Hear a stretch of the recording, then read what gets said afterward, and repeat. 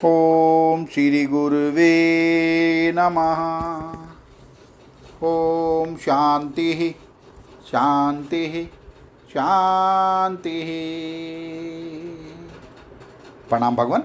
भगवान पक्षपात रहित अनुभव प्रकाश श्री स्वामी विशुद्धानंद जी प्रसिद्ध काली कमले वाले बाबा जी द्वारा विरचित बड़ा ही विशुद्ध ग्रंथ और सर्ग नंबर 3 से प्रहलाद आख्यान से भी आध्यात्मक योगीश्वरों की कथा से सत्संग स्टार्ट करते हैं भगवान। एक समय मैं हिमालय पर्वत पर स्वाभाविक विचरता था। जो प्रहलाद के जो ये दत्तात्रेय गुरु जो उन्हें मिले, ये उनको बता रहे हैं कि एक समय मैं हिमालय पर्वत पर स्वाभाविक विचरता था और चिंतन करता था कि सर्व शिव है, शिव से भिन्न कोई वस्तु है नहीं। जब पर्वत के शिखर अर्थात शरीर पर पहुंचा, तब देखा अनेक योगीश्वर बैठे योग अभ्यास करते हैं। जो तू पूछे योगीश्वर कौन थे तो सुन। 5 महाभूत, 25 प्रकृति, 3 गुण, 5 ज्ञानेंद्रिय, 5 कर्मेंद्रिय, 5 प्राण, चतुष्टय अंतःकरण।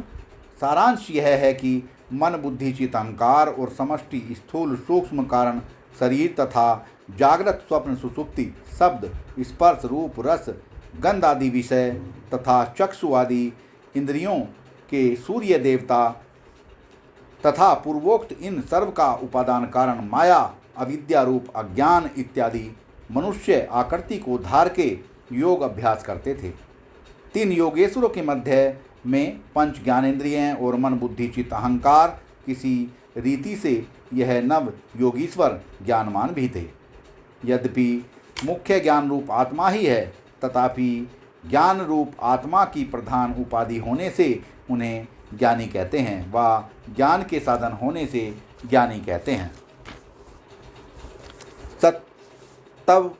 सत्वगुण के कार्य होने से ज्ञानी कहते हैं, अन्य प्रकार नहीं। दूसरे सर्वज्ञानी थे। तात्पर्य यह है कि कर्मेंद्रिय आदि ज्ञान के असाधन सर्व को प्रसिद्ध ही है, इससे अज्ञानी कहलाते हैं। मैंने पूछा, हे योगीश्वरों, किस पद में योग करते हो? उन्होंने कहा, आकार भी से।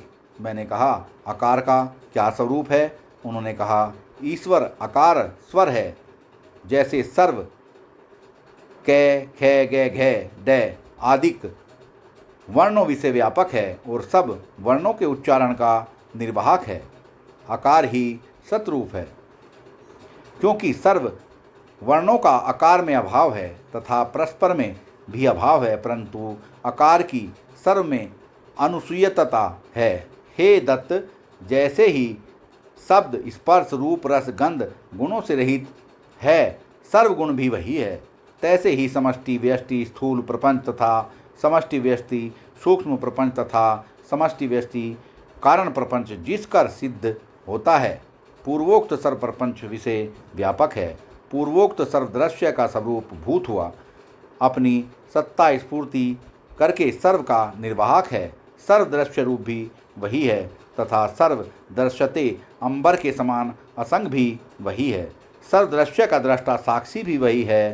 तुर्या व तुर्यातीत संज्ञा का भी वाच्य वही है। आकार उपल चित सत्य चित्त आनंद नामों करके भी वही कथन किया जाता है। 30 पद विषय हम योग करते हैं। मैं सुनकर हंसा और कहा, हे मित्रों, पूर्वोक्त 100 पद तुम्हारा स्वरूप है। योग किससे करते हो? सब दृश्य तुम्हारा ध्यान करता है। तुमको योग नाम संबंध किसी दृश्य पदार्थ से क्रिया करके करना नहीं पड़ता। तुम अधिष्ठान के बिना कल्पित प्रतीति का अभाव होने से स्वतः ही तुम अधिष्ठान का कल्पित दृश्य के साथ योग है, कर्तव्य से नहीं। जैसे स्वतः ही चीनी का खिलौनों के साथ योग नाम संबंध है, तथा जैसे आकाश का स्वतः ही सर्व पदार्थों के साथ योग है, करना नहीं पड़ता। जो अमांग मनस गोचर पद अप्रोक्ष हाजिर हुजूर बल्कि सर्व का सिद्ध करता है, सोई तुम्हारा हमारा तथा सर्व जगत का स्वरूप है, अन्य मन आदिक दृश्य नहीं। सत्संग को विराम देते हैं भगवान। प्रणाम भगवान।